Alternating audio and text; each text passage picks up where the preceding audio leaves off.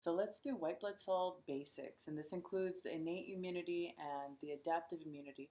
But in order to do that, we want to take a look at what the white blood cells actually are. So let's start off with talking about cell injury, white blood cells, immunology, inflammation, and all of the, let's say, the definitions and terms that you're going to come across.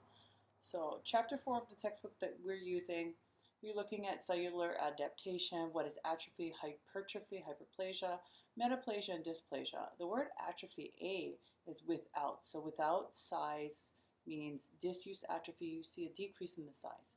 Hyper means more or greater than, so there's an increase. So if you work out, you do heavy lifting, you're going to see an increase in the size of the muscle. That's hypertrophy. This could relate to increase in the size of the tissue in general. Hyperplasia, on the other hand, is different from hypertrophy. This is size, whereas this is number. So if I increase the number of cells, then that's what this is. Metaplasia, meta meaning changes, and then plasia still meaning number.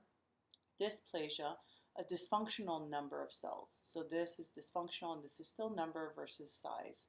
Irreversible injury is the difference between necrosis and apoptosis. So let's take a look at what necrosis is. Necrosis essentially is not apoptosis. Apoptosis is programmed cell death.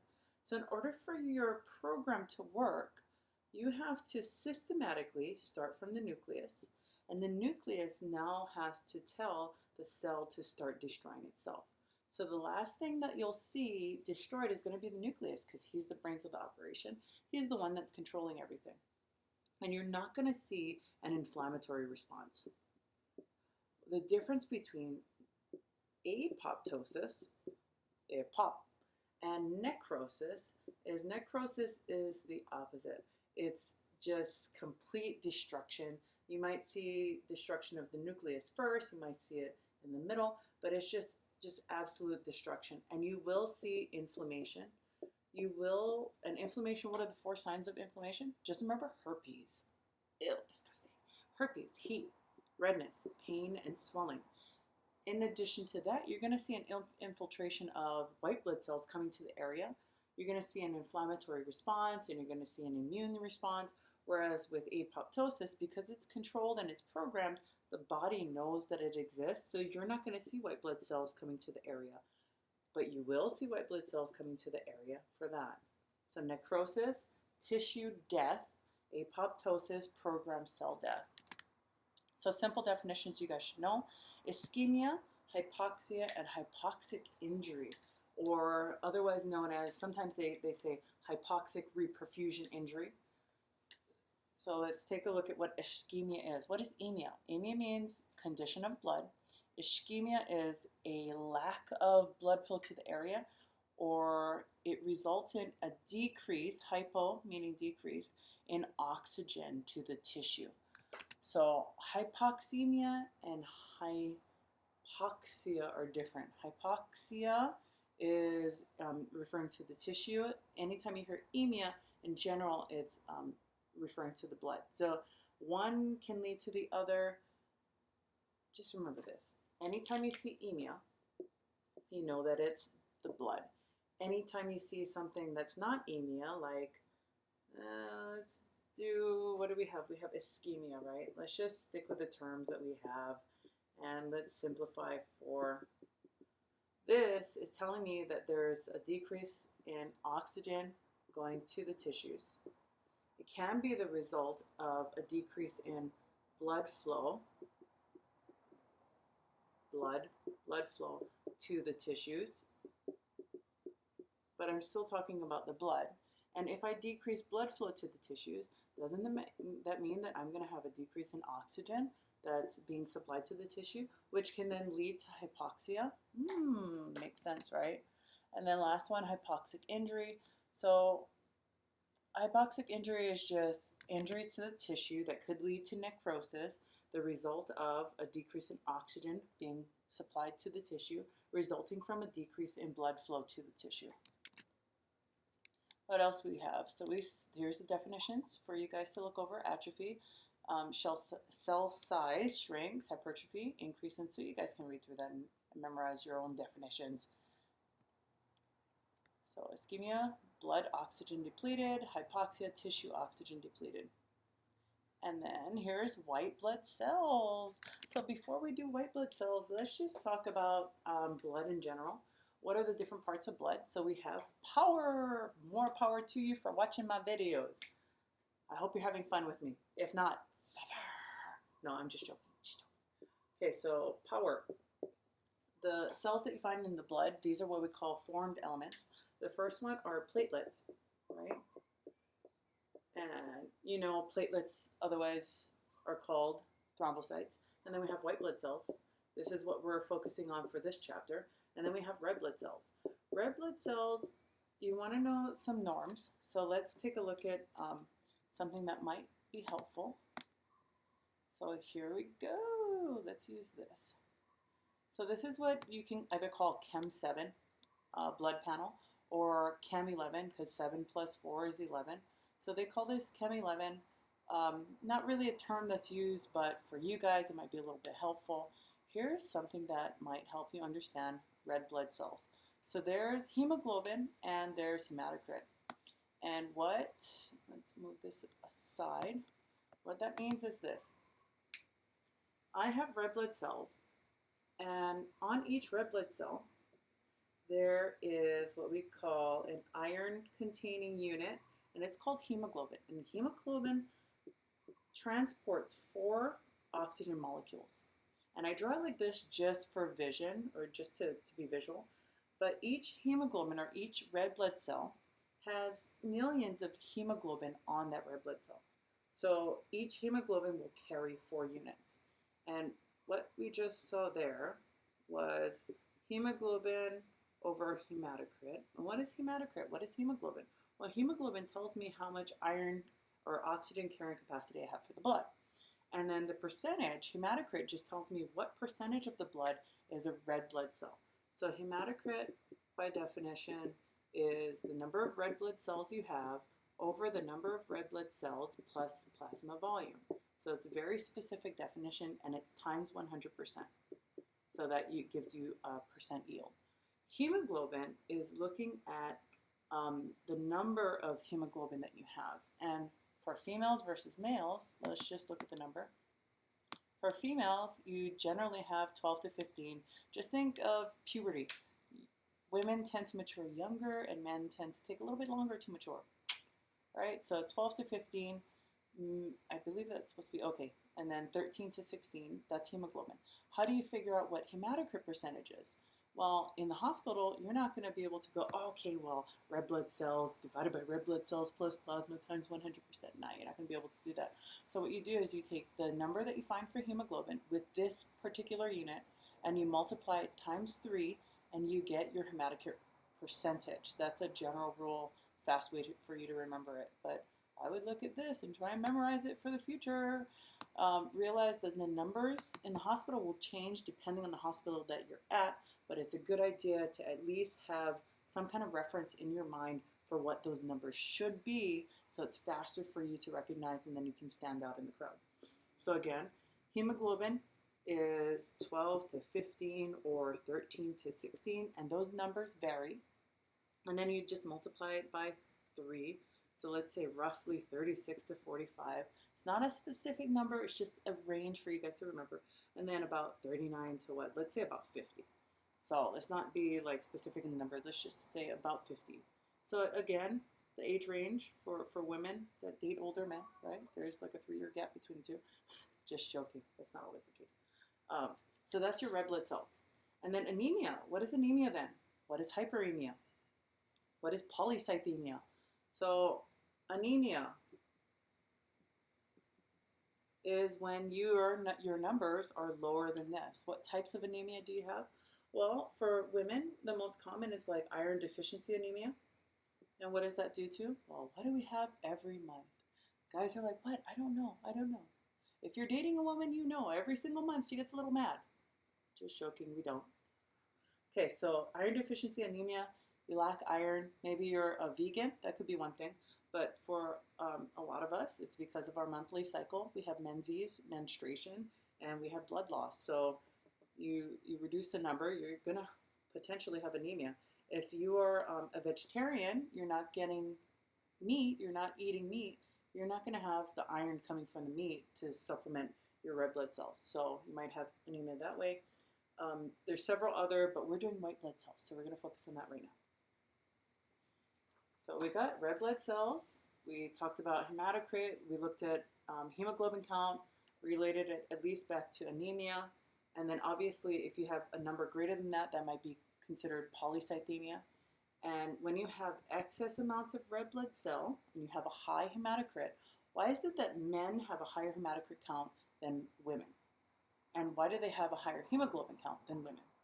Well, they're men, so they have testosterone. So testosterone can actually affect the amount of red blood cells circulating. What else do they have?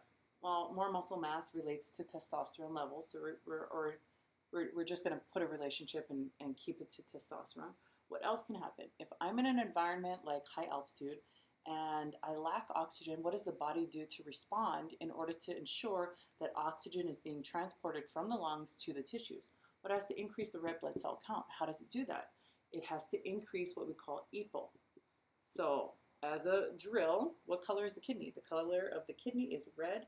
So 3 of the enzymes that are either released or activated at the kidney, so we're going to just draw a kidney, are renin. Renin increases blood pressure through a cascade that we'll cover later. EPO is called erythropoietin, and it increases red blood cell count, right? And then this one is vitamin D. So the kidney is responsible for releasing EPO. It's also responsible for releasing renin for blood pressure elevation, and then vitamin D for calcium absorption from the gut. And so EPO is another one. High altitude, so this is the result of high altitude, or even, let's say, COPD, where you're not getting enough oxygen and you need more. So a lot of different responses, and the whole goal is to increase EPO or increase testosterone levels to elevate your red blood cells. So let's get back to white blood cells. Woohoo! So we're done with our power. Never let monkeys eat bananas. Never let monkeys eat bananas. Never let monkeys eat bananas. Never let monkeys eat bananas. 60-30, 6-3-1. Never let monkeys eat bananas. Never let monkeys eat bananas. Never let monkeys eat bananas. 60-30, 6-3-1. Okay, so again, you want to know ranges. So in your mind, if you have 60-30, 6-3-1, then you know maybe that's the middle of this range. And you have to memorize the range, but it depends on the hospital again. So let's get something that you guys can get as a reference point. What is this? What is never let monkeys eat bananas? Well, it's 5 of the white blood cells that are found in the body. Okay, so what's the most abundant ethnicity in the world? Anybody? Chinese. Raise your hand if you're Chinese, or at least part. Okay, there we go. So they're the most abundant in the world, right? They're there first. They're everywhere. They get the A's. So who is the most abundant white blood cell in the body?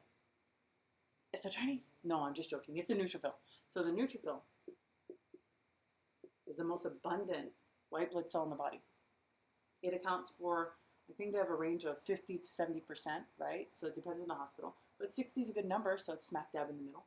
Neutrophils, they're there first, they're everywhere, but they're not the biggest, they're not the strongest. So you know what? They gotta call their friends sometimes when they need help. So they have this big brother, and we're in Hawaii, so we're gonna use this. So they have this big brother friend, and his name is Chemo. And Chemo, you gotta call his friend Chemo, right? So the kind, he wouldn't call his friend Chemo, and he was like the cytokine kind stuff. So the kind, cytokine. So there's a chemical messenger, and we call it cytokines. There's different types of cytokines, but cytokines are chemical messengers. And how do they call their friend? Who are they calling? They're calling Chemo, right? So you think Brado is a big eater? Yes, he is. Chemo is a big eater. So he's what we call a macrophage. Macro meaning big, and phage meaning eat. So these cytokines will call their macrophage friends, and what's the name of their friend? It's called Chemo. It's actually, in Hawaii, it's spelled K-I-M-O. And so Chemo, how does he come? He comes by taxi, right? So his friend sends a taxi over. He calls his friend. He goes, Chemo, come by taxi, okay? So we call it chemotaxis. So cytokine chemicals are released, various ones. They'll cause chemotaxis of other cells, including macrophages, which will come over and eat or devour any of the antigen that are present. So what are macrophages? Well, macrophages originated from monocytes, and monocytes can develop into macrophages, or you could even have fixed macrophages in different tissue. But we're going to simplify it down to monocytes can become macrophages once they migrate into the tissue and they're activated. And who activates them? Well, it might be the cytokines that are calling them through chemotaxis, and it's their brother, neutrophil. So let's do the next one. And then after this, we'll try and talk about it in terms of lab values, and we'll see what shifts do, or if you have an excess amount of each one of these. In general, we'll conceptualize. So eosinophils are associated with allergies, parasites, okay, and they're also, let me just double check, okay, and immune. So I'll leave out immune. Let's just do a regular. Eosinophils are associated with allergies and parasites. How do I remember that? The big E. And we can also say autoimmune. That's, I read somewhere that it is associated, but I'm going to keep it clean. We're going to say allergies and parasites. They're easier to remember. And then B, basophils. Basophils are similar to mast cells. They are not mast cells, but they're similar to mast cells in that they release histamine. What is histamine for? Histamine is associated with the allergic reaction, so they might be related somehow to eosinophils, but basophils are basophils, and they account for roughly 1% of the total white blood cell population. If I have an elevation in neutrophil count, or what we call left shift, and I see bands, so neutrophils kind of look, all of these white blood cells are going to be larger than red blood cells. But neutrophils are also known as polymorphonucleocytes. It means they have many shapes to them. One of the shapes that they have when they're younger, they look like just a huge band. As they mature, they become segmented. So the nucleus itself becomes segmented.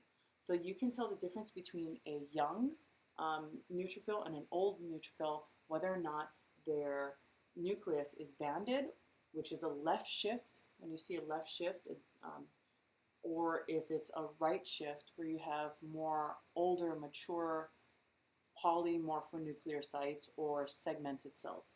So again, left shift or bands, usually it tells you that you might have, if you have an elevation in neutrophils, maybe you'll have a bacterial infection. That might be one thing. Another is monocytes. Man, he was a fun guy. So, man, he was a fun guy. You get it? No. Okay, so you might see an elevation in monocytes and fungal infections. What about with an elevation for eosinophils? Well, if you're an asthma patient, right, and you respond to allergic reactions a lot, what do you think your eosinophil count's going to be? It might be on the higher end. So when you see an elevation in eosinophils, it might be from allergies, or it could be a parasitic infection. And then basophils, a lot of times you're thinking release in histamine, mast cell degranulation, and then the last one. If you do not remember this, you will be beaten limp. One more time. If you do not remember this, you will be beaten limp. What? Lymphocytes, limp, get it, are beaten. B cells, T cells, and natural killer cells. So this is a part, these guys are generally a part of adaptive. This one, kind of like a fine line between the two, because he's a part of the lymphocytes, but he doesn't have memory cells. B cells and T cells have memory cells, so they're considered adaptive immunity. So these are what we call lymphocytes, right? And there we go. Never let monkeys eat bananas. 60, 30, 6, 3, 1. Woohoo! Let's move on to the next grouping. Okay, so here we go. White blood cell circulation. And we already said chemotaxis is calling your friend to aid you.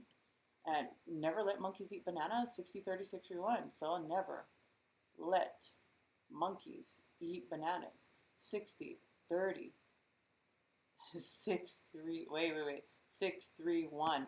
My goodness, why didn't I put this in order? Anyway, neutrophils, what's their job? They're the most abundant white blood cell in the body. They call their friends with cytokines, the chemicals, and the cytokines call their friends by process of chemotaxis. And who's the big eater in this group? The monocytes become the macrophages. They're the big eaters. And then allergies and parasites are eosinophils. What about basophils? They're similar to mast cells and they release histamine. What about lymphocytes? Lymphocytes, you will be beaten lymph. So B cells, T cells, and natural killer cells are examples of lymphocytes. Let's go back to histamine.